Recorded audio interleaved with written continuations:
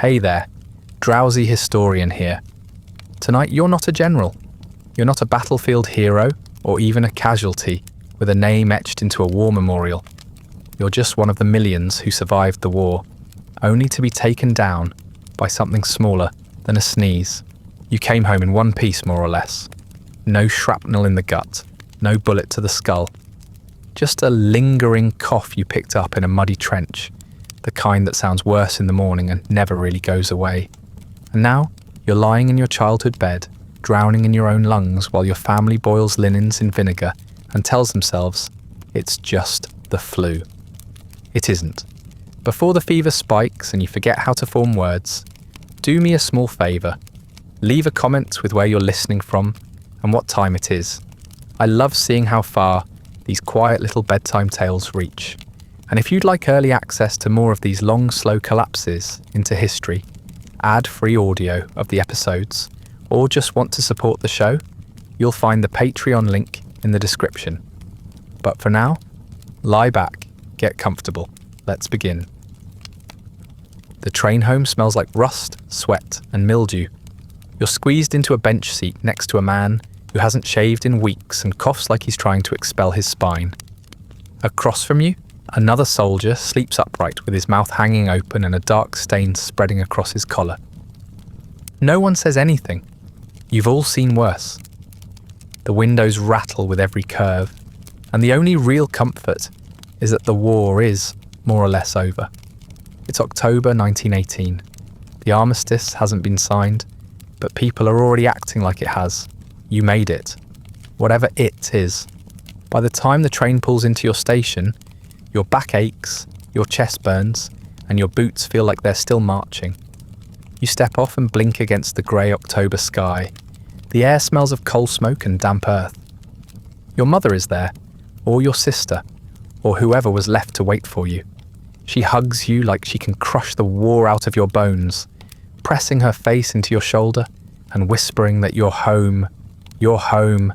Thank God you're home. You cough politely into your sleeve. Something in your throat cracks when you do. You taste iron. You swallow. You assume it's just from the train. Dry air, recycled smoke, a long night sitting still. But your ribs hurt when you breathe. You blame the trench damp. Everyone came home with something. Lice, ringworm, trauma. What's a cough? They throw a parade on your second day home. Not just for you, but you're expected to smile like it is. A few returning boys ride in a hay wagon, draped in bunting, and pulled by a mare too thin for the job. The local brass band wheezes its way through something triumphant, though half of them are missing teeth, and the rhythm section is clearly contagious. Children wave flags from behind their parents' legs. A woman hands you a paper flower and says thank you for your service. Her breath is warm on your face. You nod, smile, cough again. The others in the wagon are no better. One stares glassy-eyed at nothing. Another is trying very hard not to vomit. You all look like ghosts already. Too pale, too thin, too quiet. When someone shouts, "Heroes!" from the crowd, none of you look up. You don't feel like heroes. You feel like you're still waiting for the real danger to show up. You just don't realise it already has. That night, you're lying in your childhood bed. It smells faintly of dust and mothballs. There's a warm meal in your stomach and clean sheets beneath you. And for a brief moment, you believe you might be okay. Your boots are off. Your lungs are still ticking. That should count for something. Then comes the chill. Subtle at first, like a window left cracked. You pull the blanket tighter. You sweat a little, then a lot. Your joints begin to ache, not in the way you remember from sleeping on frozen ground, but deep inside, like something is dissolving you from within. You cough again. It's louder now, thicker. You sit up and feel your chest rattle like a can of nails. Downstairs, someone has put the kettle on.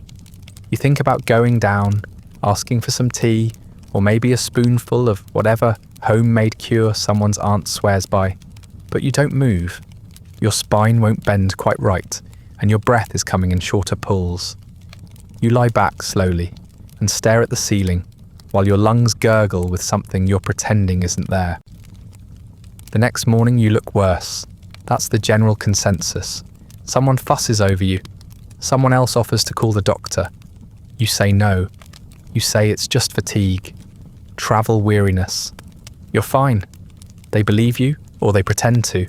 Either way, no one pushes. There are other things to worry about. Other sick relatives, funerals to plan, grocery lines. The flu is everywhere, but no one wants to say it out loud. Outside, the streets are still crowded. Churches are still open. School children still gather in tight rows. Someone sneezes in the bakery. Another coughs in the bank. It spreads in a way no one fully understands. By breath, by touch, by the simple act of existing within range of someone else's lungs. It rides on doorknobs, clings to coat sleeves, settles into fabric like it's always belonged there. You're not the only one who came home sick. The trains were full of it. Flew past from soldier to soldier like a shared cigarette. You all sat packed together for hours. Days coughing into the same air, licking the same spoons, dozing shoulder to shoulder, while the virus crawled from throat to throat. And now you've carried it home. A souvenir no one asked for. You've passed it on already, probably. With a handshake, a laugh, a kiss on the cheek. It doesn't take much. It never does. You tell yourself it's just a normal flu, the kind that used to knock you out of school for a few days. Back before the trenches, back when the worst part of being sick was your mother's soup and a pile of scratchy wool blankets. But this isn't that kind of flu. You realise it slowly, like falling through thin ice, one crack at a time, then all at once. The fever doesn't break. The cough deepens. You can feel something thick moving inside your lungs. Every breath now takes effort, like pulling air through wet cloth. Your skin has gone pale. Not the charming kind, not the romanticised invalid glow of 19th century novels, but the colour of meat left too long in the cold. Your lips are tinged with blue. Your fingertips too. The chill you feel isn't just fever sweat cooling off your skin. It's your body redirecting blood away from your extremities because your heart can't keep up anymore. You're shutting down in pieces, and it's happening so quietly no one even notices. The truth is you're too young for this to make sense. Past flu outbreaks mostly killed the old, the weak, the already dying, but this one prefers the healthy. This flu hunts the strong. Your immune system, so proud of itself, overreacts to the invasion like a drunk soldier kicking in every door on his own street. It floods your lungs with white blood cells, mucus, fluid, everything it's got. A cytokine storm they'll eventually call it, but that term hasn't been invented yet. All you know is that your chest is filling with something that doesn't belong there, and your own body is to blame. When you cough now, it sounds like someone wringing out a sponge. You double over with it, gasping afterward, not because the coughing stopped, but because your body won't give you time to breathe between spasms. You start bringing up fluid. It's pink at first, then rusty, then red. It stains the handkerchief, the pillowcase, your shirt front. You try to hide it, but there's no hiding it anymore. Someone brings a bowl to your bedside. You fill it. It sloshes with the sound of a drowning man. You lie still most of the time now. You can't move without panting. If you sit up too fast, the world spins and your vision blurs. You sleep in strange intervals, 20 minutes, then a dreamless black. An hour, then a seizure of coughing so hard it feels like your ribs will snap. You stop knowing what time it is. The sun rises and falls behind the curtain, and you mark the hours only by how close you feel to not waking up. There is no medicine. Not really. Someone brings aspirin maybe, but no one knows yet that large doses might thin your blood too much and make things worse. They boil onions, burn herbs, hang sachets of lavender by your window. Someone puts a mustard plaster on your chest, and it burns your skin without touching the sickness. The house smells like desperation and vinegar. Your lungs now sound like someone walking through wet leaves. With a stethoscope, if one is used, the noise is unmistakable. Crackles, bubbles, the death rattle symphony of the Spanish flu's favourite instrument. You're not wheezing because your airways are tight. You're wheezing because they're flooded. Oxygen can't get through the slurry that coats your lungs. You're not breathing anymore. You're inhaling failure. And yet your body fights. It's still trying. That's the cruel part. Your immune system never gets the memo that it's making things worse. It keeps attacking, keeps panicking, keeps flooding your lungs with reinforcements you didn't ask for. You are drowning in your own defense. If you were older or weaker, your body wouldn't put up such a fuss. You might slip away gently. But you're too strong to die quickly, so you die slower. By the end of the day, you've stopped eating.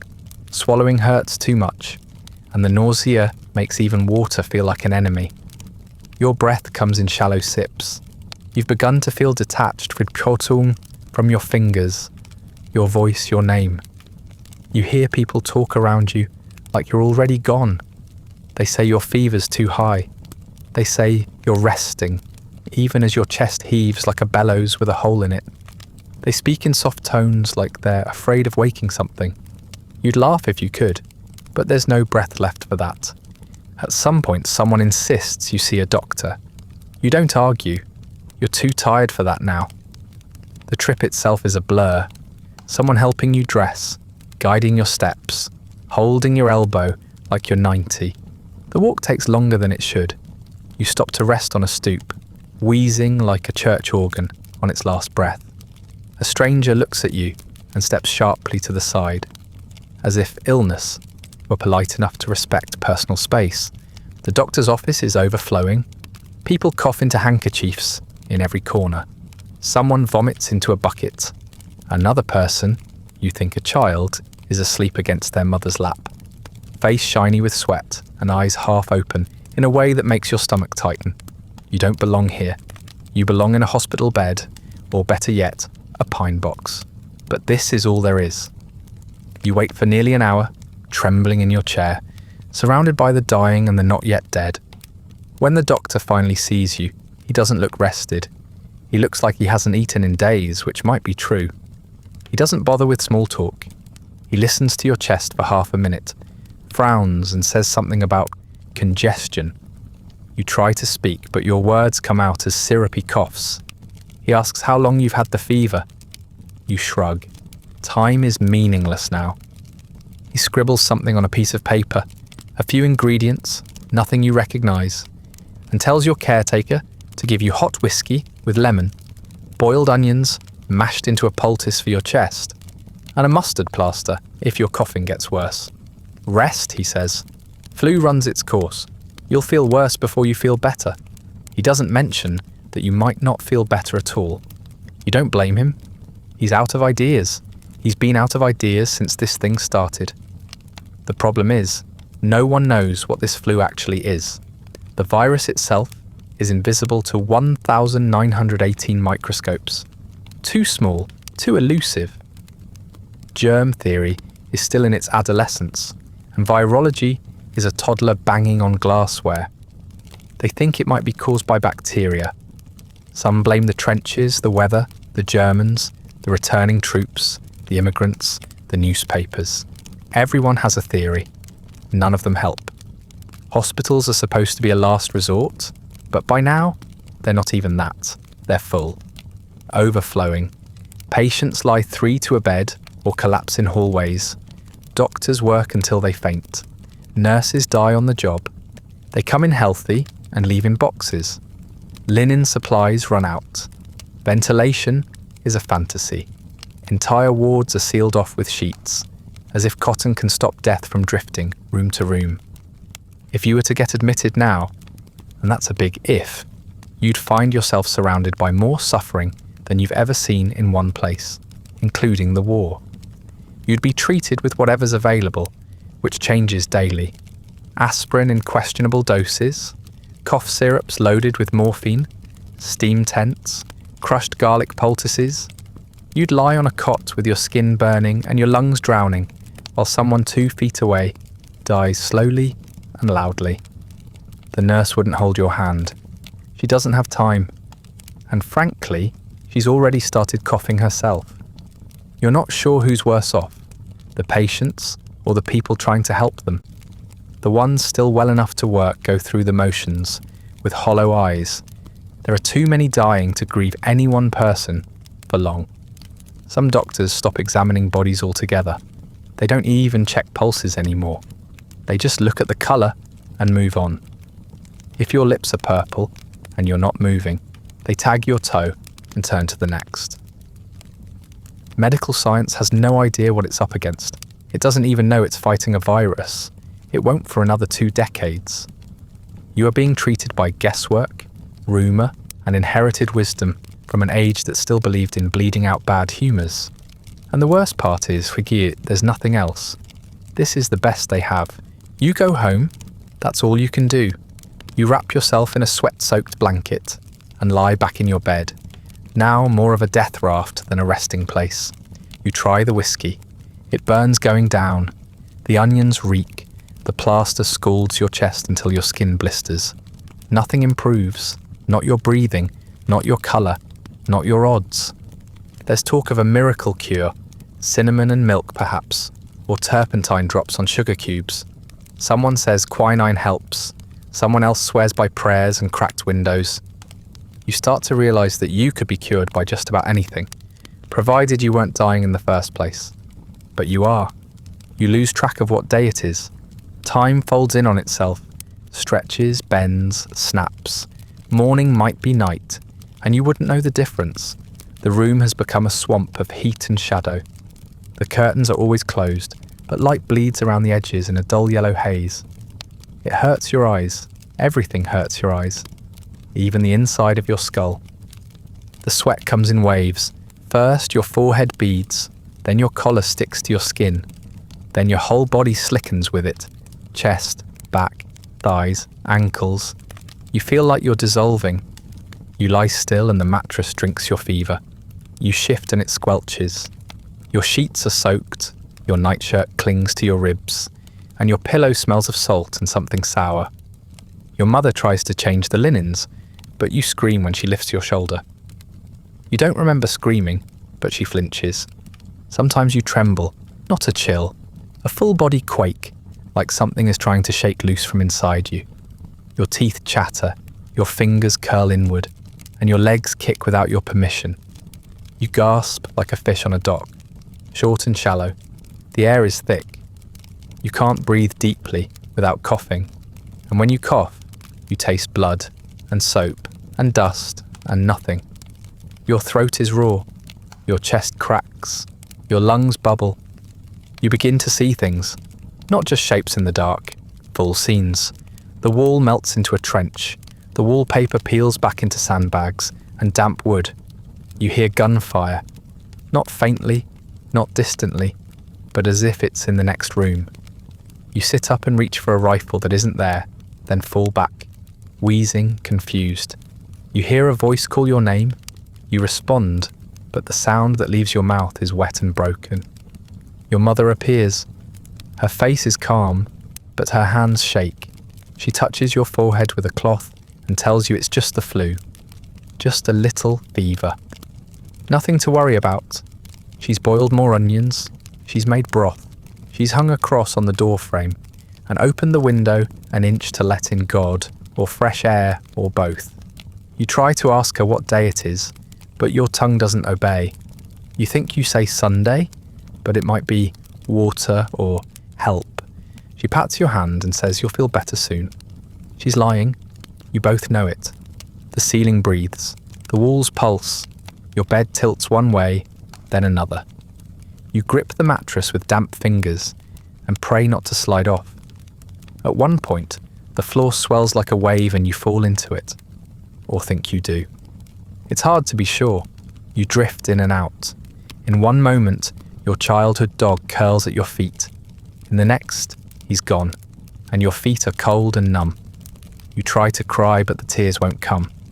You've already sweated everything out. You hallucinate a priest, not your real one, someone taller, faceless, standing in the corner with his hands folded and his eyes full of smoke. He says nothing. You beg him to speak. He vanishes. When your mother returns, you ask where he went, and she says no one's been here. You believe her, then you don't. Pain is the only constant. It centers everything. Behind your eyes, under your ribs, in the joints of your fingers. Your body is one big swollen wound that no longer belongs to you. You float above it sometimes, watching yourself thrash and mutter and claw at the blankets. You see your lips move and wonder what they're saying. You see your chest rise and fall and marvel that it still does. You think of the war again. Not just the trenches now, the moments between, the silence after shelling, the boy who died next to you with his hands over his ears, the mud so deep it pulled off your boot. You hear the whistle of an incoming shell and flinch so hard you tear something in your side. There's no shell. Just a knock at the door, your mother arguing with someone, another relative, a nurse, a neighbour. You don't recognise the voice. You try to sit up and fail. You try to lift your hand and fail. You try to die and fail. There's no drama to it, no gasping finality, no peaceful fade. Just more of the same. Your body too stubborn to quit. Your mind too frayed to stay. You hover between them, light-headed, soaked in fever, whispering things no one understands. Eventually, your mother leaves the room for longer than usual. Maybe she can't bear it anymore. Maybe she's sick now too. Maybe she's gone to pray. You lie there alone, the air buzzing in your ears like a wasp trapped in a jar, and wonder how many days it's been. You wonder how many more there are, and whether you'll still be here to count them. You start to notice the sounds through the wall. At first, it's just coughing, sharp, wet, unmistakable. A child's cough, light but constant. It comes in bursts, followed by sniffles, then crying. The crying lasts through the night. Someone tries to soothe her. A lullaby hums between floorboards. Then on the third day, there's only silence. You know what it means. You've heard enough silences like that by now. There's no commotion, no knock at the door, no wail of grief or banging of fists against heaven. Just quiet. Someone comes and goes, slow steps up the hall, something heavy being carried. No funeral, no carriage, no procession, just one more child, gone without ceremony. You close your eyes and listen to the floor creak, and you know you'll follow her soon enough. You won't be buried properly, that much is clear now. Your family might try, but they won't succeed. The churches aren't holding services anymore. The cemeteries are full or closed or locked by desperate caretakers who can't keep up. The grave diggers are out of shovels, out of room, and out of strength. The men who used to lay bodies in the ground now lie in their own shallow ditches, nameless and folded under quicklime. Tradition has collapsed. The rituals that once tethered death to meaning are gone. There are no wakes, no black veils, no drawn-out farewells. There are no church bells ringing to mark your passage. No one writes your name in the parish log. The priests, if they're still alive, keep their distance. They read last rites from across the room, masks soaked in camphor, eyes already searching for the door.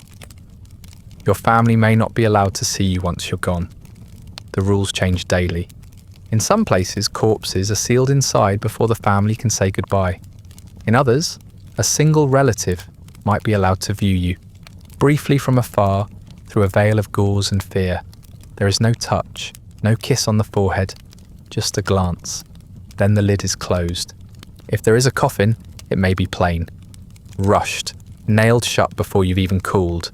If there isn't, you'll be wrapped in sheets, tied at the ankles, and loaded onto a wagon with others. Bodies aren't transported one at a time anymore. They're collected, hauled like laundry, stacked like firewood. The wagons creak and groan under the weight, and the driver never looks back. You might be buried in a trench, not a metaphor, an actual trench, dug hastily in the outskirts of town, wide and shallow, just deep enough to hold 2 or 3 layers of the dead. A few of the city's men, still upright and unlucky enough to be healthy, lower the bodies with rough hands. Sometimes they say a prayer, sometimes not. The lime goes in next, then dirt, then silence. There are no names carved, no markers placed. The records, if they exist, are often wrong. The numbers blur. Whole families vanish into the ground with no paper trail. A child dies, then the mother, then the father. The house is boarded up, and no one speaks of it again. That is how history forgets you. Not with malice, but with exhaustion. You are one body in a tide of them. Not special, not cursed, not even interesting. The newspaper obituaries have been reduced to lists. Names if they're lucky, numbers if they're not. 12 more dead on Harlan Street. Dozens buried in temporary plots. The word victim gets tossed around, as if the flu chose you. But it didn't. It doesn't choose. It simply moves, and you were there. There are too many of you now for anyone to keep up. The hospitals can't hold you. The morgues overflow. The city's cold storage warehouses have been repurposed into makeshift tombs, and even those are reaching capacity. Some towns dig communal pits, others burn. They say it's for sanitation, but it's really just convenience. No one is coming. That's the part your fevered brain struggles with most. No one is coming to help. No one is coming to comfort. You are not waiting to be rescued. You are waiting to be forgotten, in increments.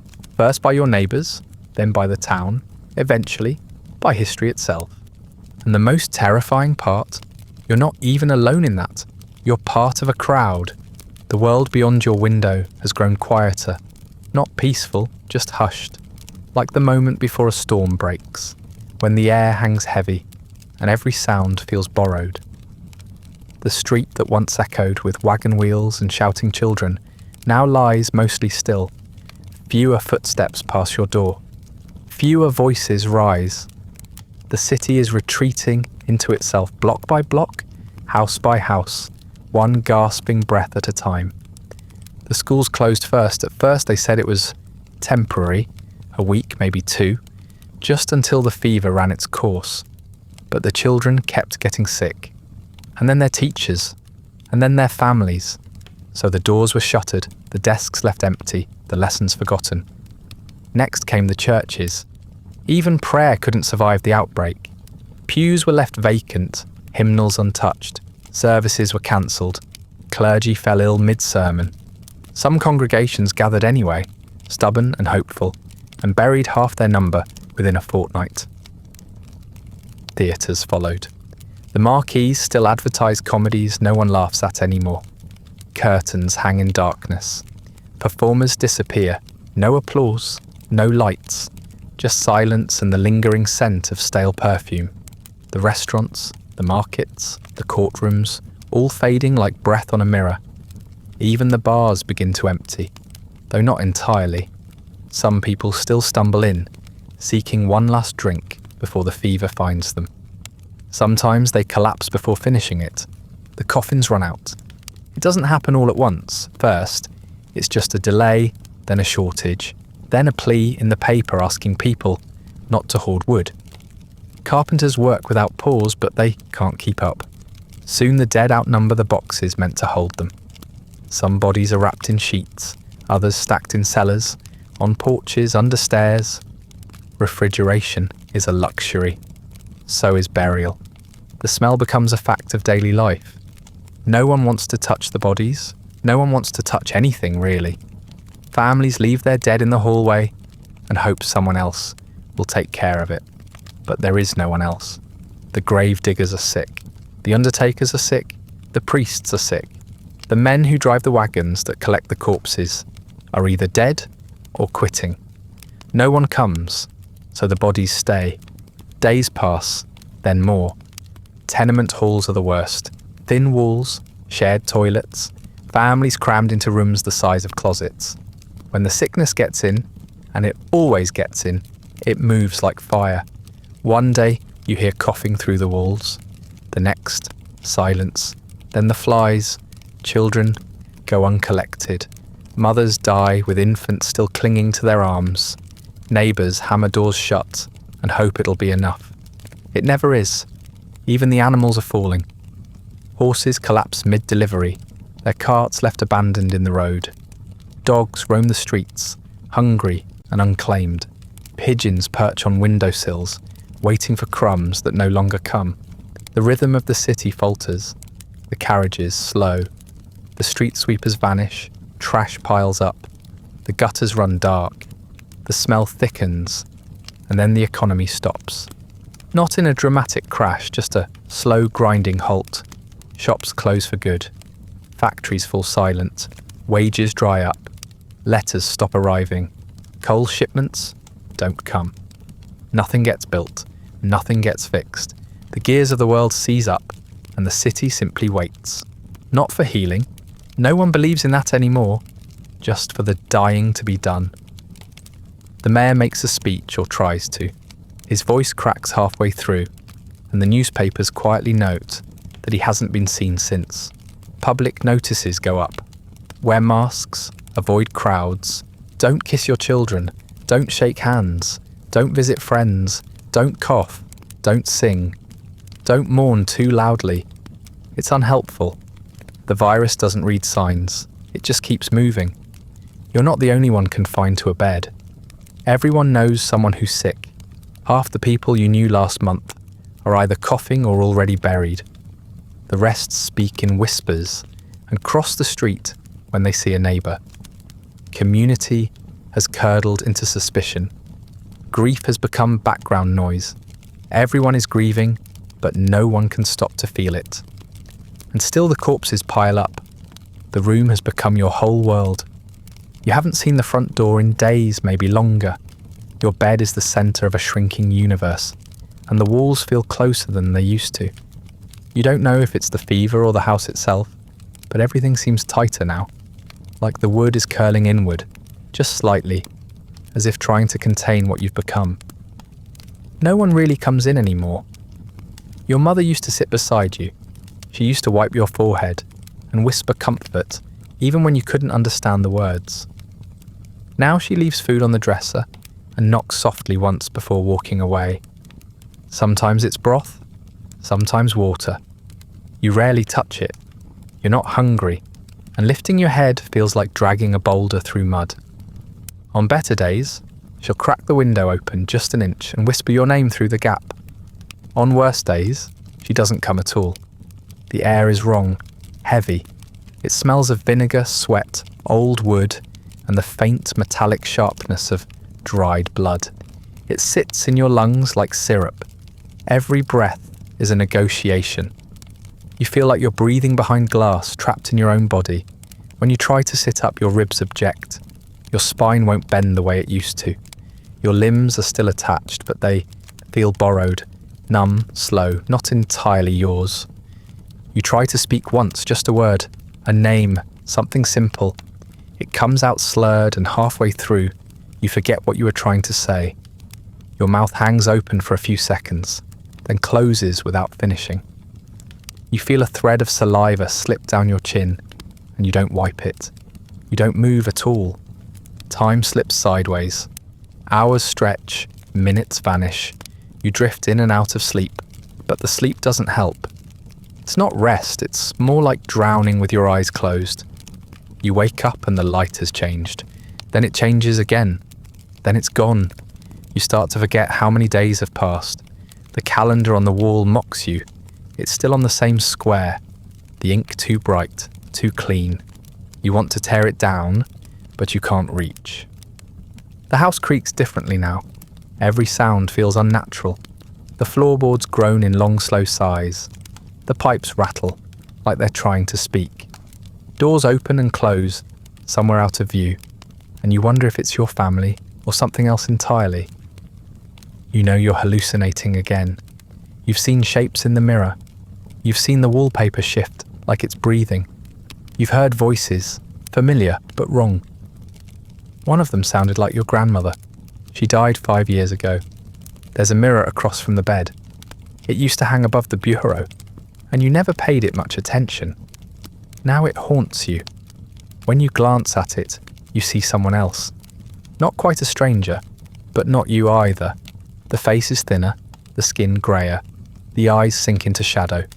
Once you try to meet your reflection's gaze, but it looks away first. That's the moment you stop believing you'll get better. Your parents have stopped pretending. They speak in hushed tones on the other side of the door. You hear your name, followed by silence. Then the sound of something being set down. Maybe a basin, maybe a box. They don't cry anymore. They don't even knock. They just check to see if you're still making noise. They've started to live in a different rhythm now, one that doesn't include you. You don't blame them. At night the fever gets worse. You burn through your sheets. You peel them back, gasping, then pull them close again when the chill returns.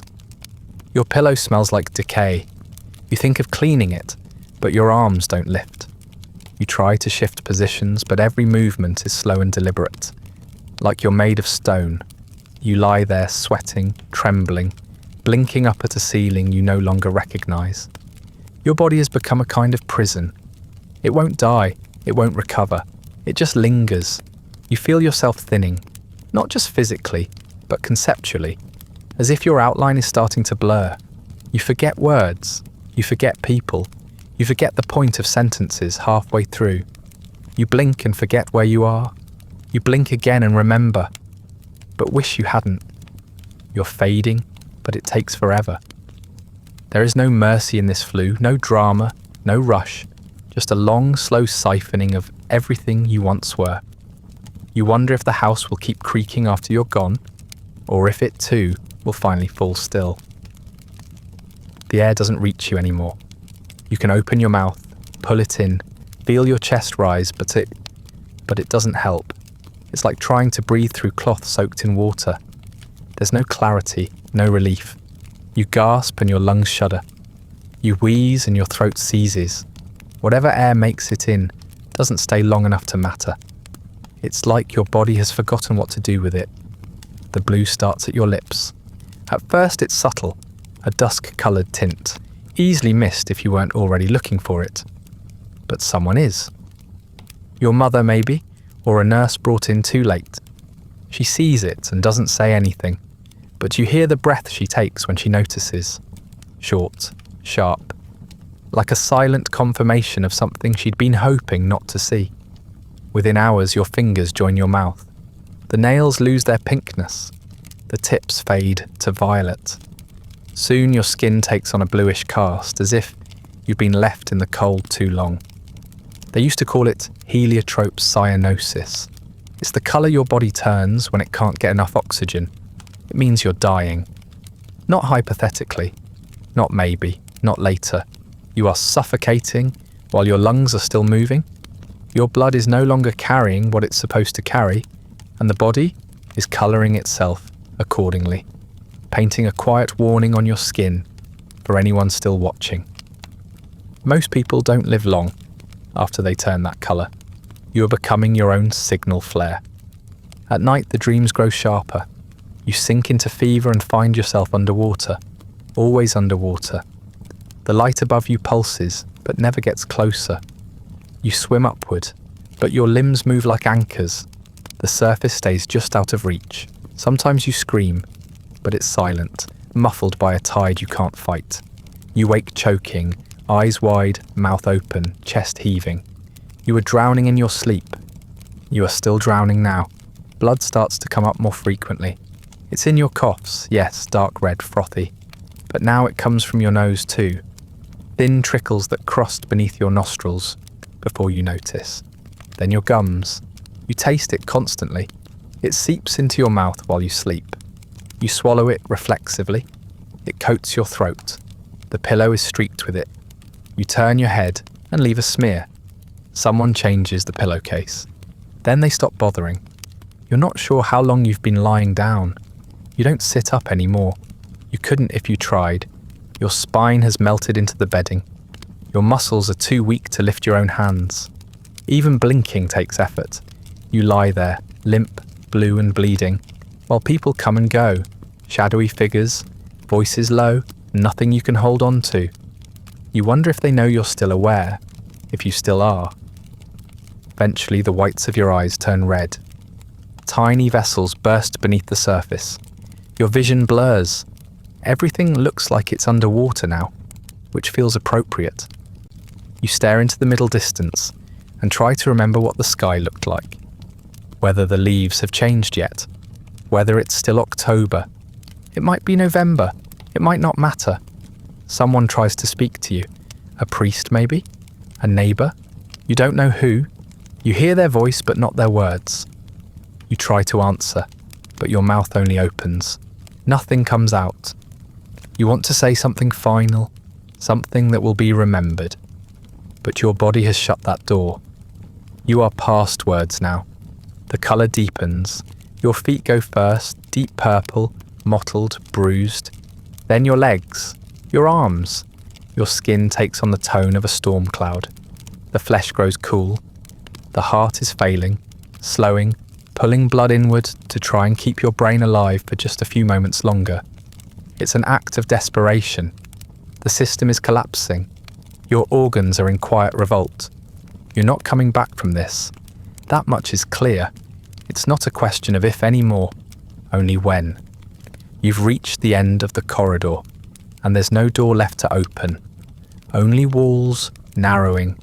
The body does not panic. Not now. It is too far gone. It simply fades, and still you breathe. They finally send for a priest. Not because they think it will help, but because it's the last thing left to do.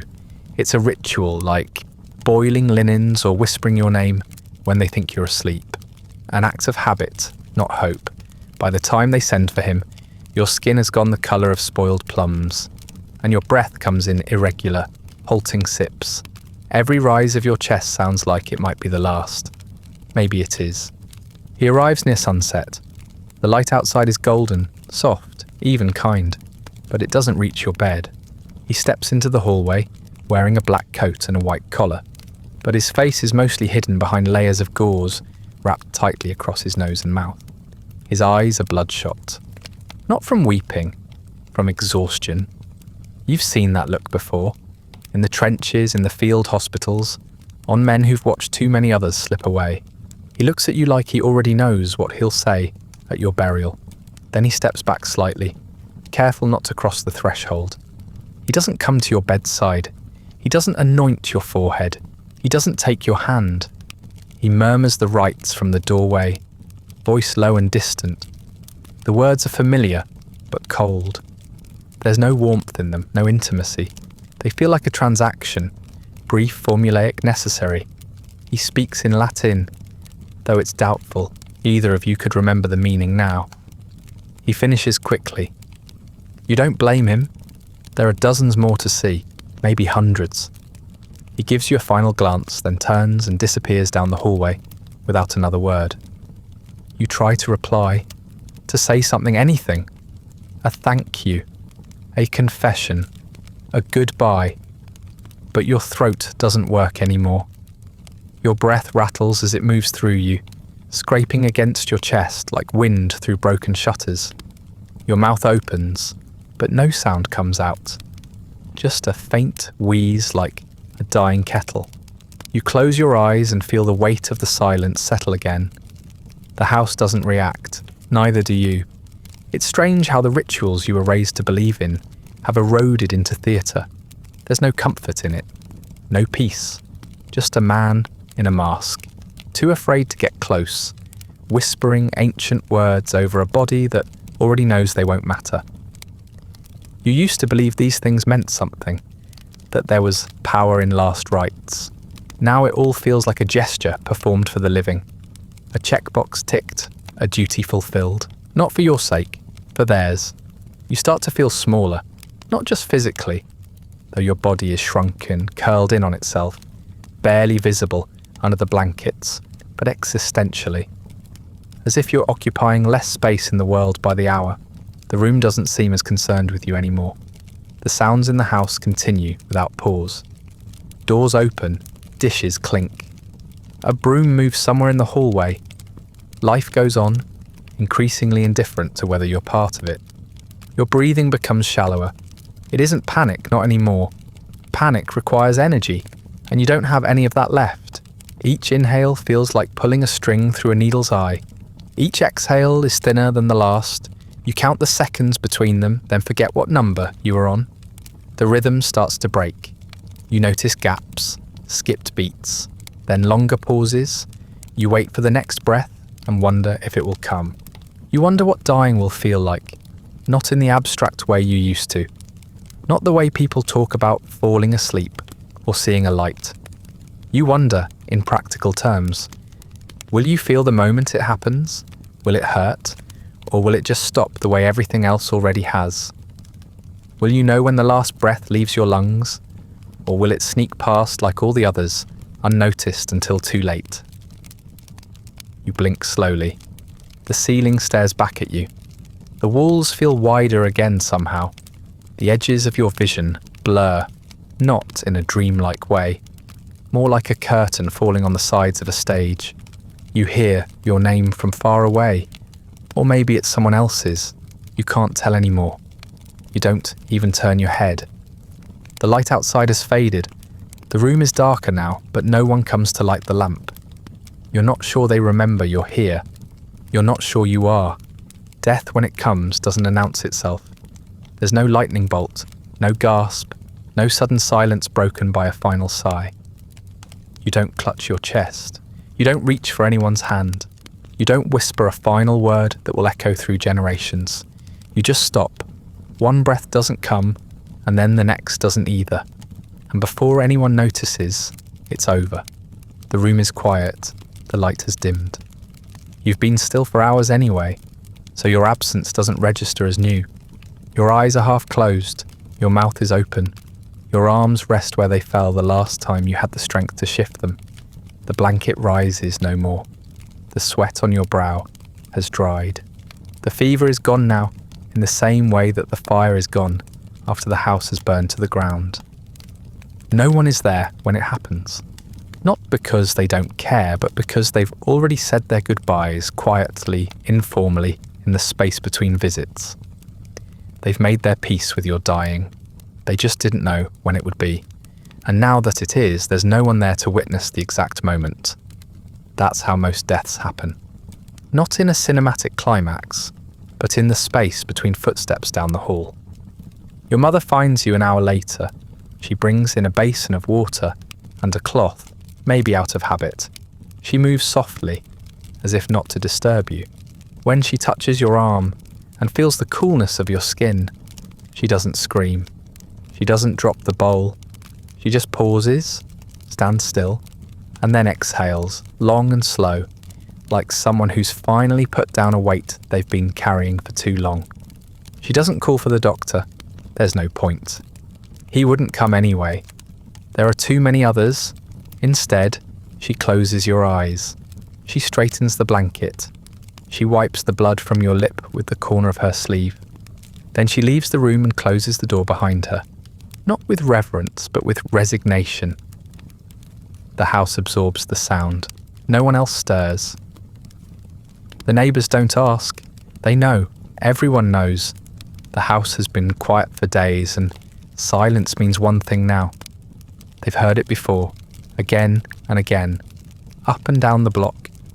First the coughing, then the crying, then nothing. They lower their heads as they pass by, not out of pity, out of familiarity. It's just another tally in a month of tallies. Your death is not an event, it's a statistic. There's no room at the morgue. There hasn't been for weeks. The hospitals are still backed up. The undertaker's overwhelmed. The wagons don't come fast enough. There's talk of calling the city, of requesting assistance. But assistance is stretched thin. Everyone is dying. Everyone is waiting for the same cart, the same prayer, the same rest. You'll have to wait too. They move you to the cellar, not out of cruelty. There's simply nowhere else. Your father, silent, pale, and a little slower than he was a month ago, wraps you in a bedsheet. He doesn't look at your face. He ties the corners, binds the ankles, and lifts you as best he can. You were light before. Now you are lighter. He carries you past the stairs and down into the earth, where the stone walls sweat and the air smells of mildew and rot. You are laid beside the potatoes. There are 3 others already there, neighbours, distant cousins, or maybe strangers. There's no ceremony, no words, no crosses, just space, carefully measured, and bodies arranged like luggage waiting for the next train. You are placed between them, not touching, just nearby, close enough to count as company, if that still mattered. The cellar is dark. The light comes from a small swinging bulb that flickers and buzzes. It doesn't reach the corners. You lie in the half shadow, surrounded by the stillness of others who arrived the same way you did, quiet, blue, and already forgotten by most of the living world. A door closes above, footsteps retreat, the bulb hums, then even that fades. And that's it. That's how you die. No monument, no final conversation, no grand moment of transcendence. Just a long sickness, a short silence, and a space between potatoes and strangers in a cold cellar that used to be used for pickling and now holds bodies instead. You don't leave the cellar right away. There's a waiting period now, unofficial but understood, a few days at least. There are too many bodies ahead of you in line, too many deaths without names, too many homes where the stench grows thicker with each passing night. You are just one more bundle in the queue, wrapped in bedsheets, stiffening by the hour. The others don't talk. They don't breathe. They don't move, neither to you. Eventually, the city wagon arrives. It's not elegant. A flatbed, wooden, stained and groaning under the weight of bodies piled 2 or 3 high. The men who collect you wear masks, real ones now, made of cotton and wire. Their hands are gloved. They don't speak much. They've been doing this for weeks, and the novelty wore off sometime around the 3rd trench. One of them writes something down in a small notebook. Maybe your name if it was given. Maybe just an address. Maybe nothing at all. You are lifted without ceremony, hoisted by the ankles, the shoulders, the corners of the cloth. The men grunt, shift, and load you on top of another body. A man by the look of his boots, or what's left of them. There's a slight roll in the wagon as they stack you in. No prayers, no questions, just a grim sort of efficiency born from repetition. You ride through the streets like cargo, covered only by a tarp if you're lucky. The destination is not a cemetery in the way you used to understand it. There are no fences, no rows of stone, no trimmed hedges or marble angels. Just a patch of churned up land on the edge of town, surrounded by makeshift fences and watched by a man with a shovel and tired eyes. The trench is already open, wide, long and shallow. A raw wound in the earth, lined in lime and grief. You are unloaded. Again, no words, no cross, no hesitation. One by one, the bodies are tipped in. Some wrapped, some not. Some with tags tied to their ankles, others with nothing at all. They fall in uneven layers, arms flopping, heads rolling to one side. You land between 2 strangers, a child on your left, an elderly woman on your right. You did not know them in life. Now you'll lie beside them forever. The trench is not full yet, so you wait. Hours maybe, long enough for more wagons to come, more bodies to arrive, more names to be forgotten. When it is full enough, when someone decides it's time, the lime comes next, shoveled in quick, thick, chalky. It coats the bodies, burns the skin, hides the faces. Then the dirt, heavy, clumpy, cold. It comes in great thudding shovelfuls, dropped without rhythm, without care. You feel the weight of the world return, one layer at a time. There is no marker, no plaque, no list of names, no record kept that will be read again. Someone might note the location on a city map, but that map will go missing. That paper will rot. A new road will be built one day, or a warehouse, or a row of houses, and the trench will lie quietly beneath it all, undisturbed and unmentioned. You do not haunt it. You do not rise. You are simply there. Or rather, what's left of you is. You vanish into the mud. No one remembers the time of your death. No one knows what you dreamed about in your final hours. No one records your full name, or your story, or the colour of your eyes. Your body becomes a part of the landscape. Bones folded into soil, cloth turning to dust, teeth swallowed by the weight of years. You decompose in the company of hundreds, and together you become anonymous. This is what happens to most of the dead now. There are too many to handle individually, too many to mourn properly. The city has stopped pretending it can keep up. The gravediggers have calluses deeper than their patience. The churches are closed, the mourning clothes worn thin. Grief has given way to fatigue. Names blur, faces blend, loss becomes routine. You are not buried like a hero. You are not buried like a sinner. You are buried like a problem, quickly, quietly, and as far from the living as possible. The dirt doesn't care who you were.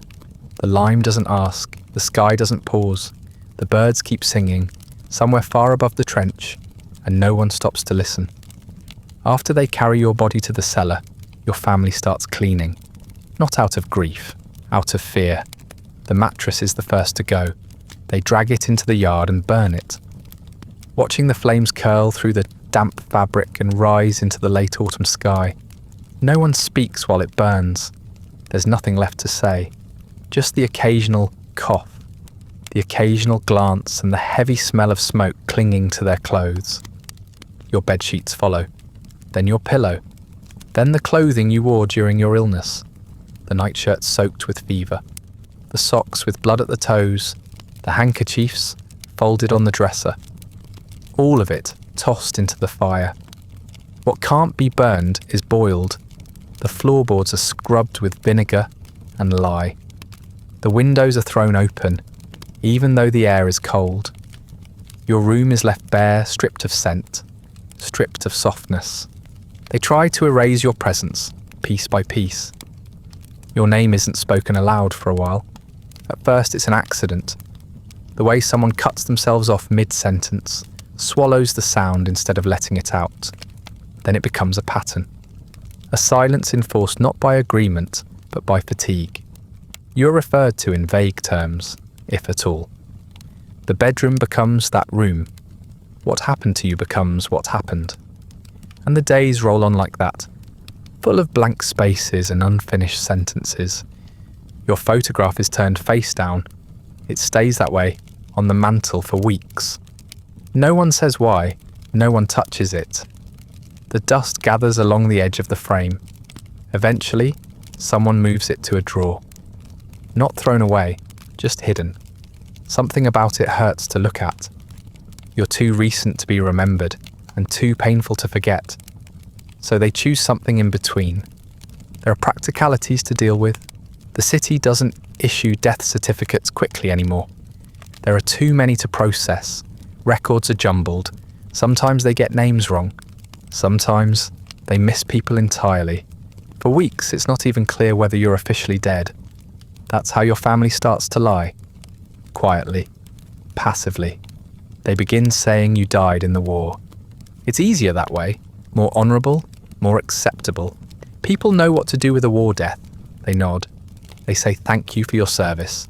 They ask which battle, and your parents name one you were never in. Verdun. Cambrai. Something distant enough to end the conversation. It works. The neighbours offer condolences.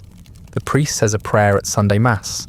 A small flag is folded and brought to the house, even though no one requested it. The truth is messy. It's too close to shame. You came home and died anyway. Not a hero, not a soldier in glory, just a sick young man who coughed himself to death in the upstairs room. There's no ceremony for that, no clean narrative, so they make one. They build a better version of your ending and wrap it in silence. Not out of cruelty, out of necessity. They mourn you in strange ways. Your mother keeps setting out one extra plate at dinner, even though she never fills it. Your father sits in your chair some nights, but never says why. They pass by your room with glances that linger just a second too long. The grief is not loud, it never was, but it hums underneath everything. In the way the house feels colder now, in the way laughter doesn't come as easily, in the way everyone moves a little slower. And then slowly, they move on. They have to. The house still needs coal. The rent still comes due. The surviving children still need to eat. A neighbour falls ill. Then another cousin dies. The flu continues its sweep through the neighbourhood, and your absence becomes part of the rhythm. You are no longer the newest loss, just one more among many. By spring, your room has been repainted, pale yellow. The bed is replaced. A cousin moves in while his father recovers from pneumonia. He brings his own suitcase and his own cough. He sleeps where you died. He opens the window wider. He never asks about the burn marks in the yard. Your name becomes a story, a short one, told sometimes vaguely when people ask about the war. You were brave, they say. You fought. You didn't make it home. The version they keep is simpler, cleaner, easier to tell. The real you, the one who came home sick, who choked on blood in his sleep, who faded into blue and silence, is buried somewhere far from memory. And that's how forgetting begins. Not with malice, not with relief, just with the gentle erosion of time and the quiet need to survive. The war ends. Not long after your death, the armistice is signed. The newspapers print the headline in block letters tall enough to be seen from across the street. The front page is all flags and glory. People pour into the roads. They bang pots and cheer. Horns blow. Confetti falls from windows.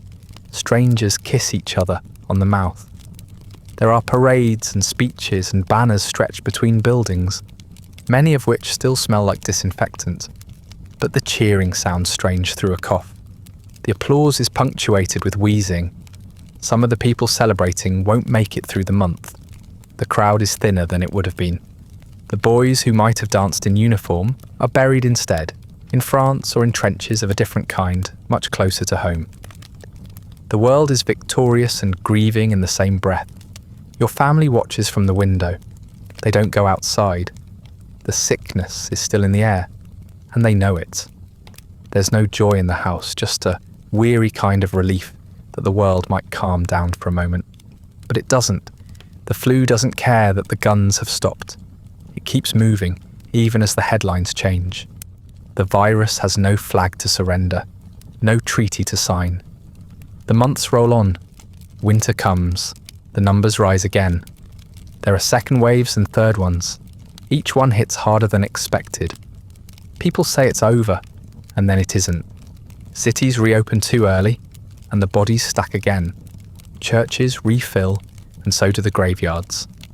Every time someone tries to declare it finished, another wave rolls through. The flu is not done, not by a long shot. Into 1919, it still kills. It moves through army camps, through villages, through orphanages and ports and prisons. It kills in places without newspapers, in countries without thermometers, in towns where the sick are buried under numbers, not names. No continent is spared, no class immune. It takes the poor first, then the rich, the young, the healthy, the careful. Anyone with lungs becomes a candidate. By the time 1920 arrives, the wave has weakened. Fewer die now, or at least fewer are counted. The worst of it has passed, or so they say. People stop talking about it. The papers return to politics. The parades begin again. Cities declare themselves recovered. Streets bustle once more. No one wants to dwell on the numbers, and the numbers don't always agree anyway. 50 million. That's one estimate. Some say more, others say far more. It depends who's counting and where, and whether anyone bothered to keep a list. Whole villages disappeared. Remote communities lost everyone. Some deaths were blamed on pneumonia. Some weren't counted at all. Records are vague. Memory fades. What matters is that you are part of that number now. One line in a global sum that will never be exact. You become a statistic, not a name, not a body, not even a story. Just part of a curve on a chart in a textbook, a footnote below a headline, an example cited once every few decades when someone says the words public health or worst case scenario.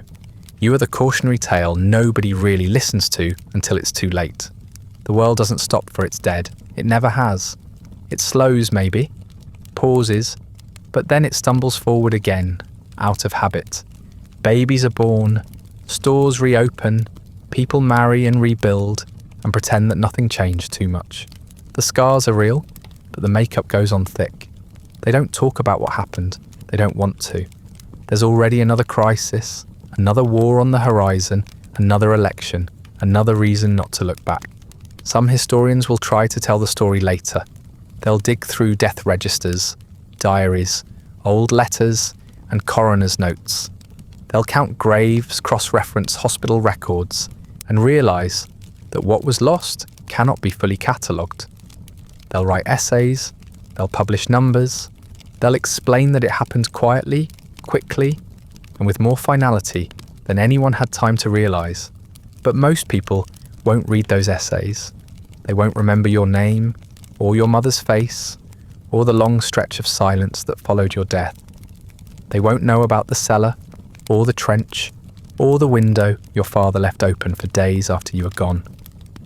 They'll learn the phrase Spanish flu and nod vaguely when it comes up in conversation, as if it were a storm that passed over a distant place a long time ago. You were real, but the world does not have time to remember everyone who was real, especially not when they died quietly, in beds, without witnesses, especially not when they came home from war and never made it to peace. You were part of something enormous, a catastrophe that touched more lives than any battle ever could, and yet you disappeared without a sound. The world moves on, but not really, it just forgets more efficiently.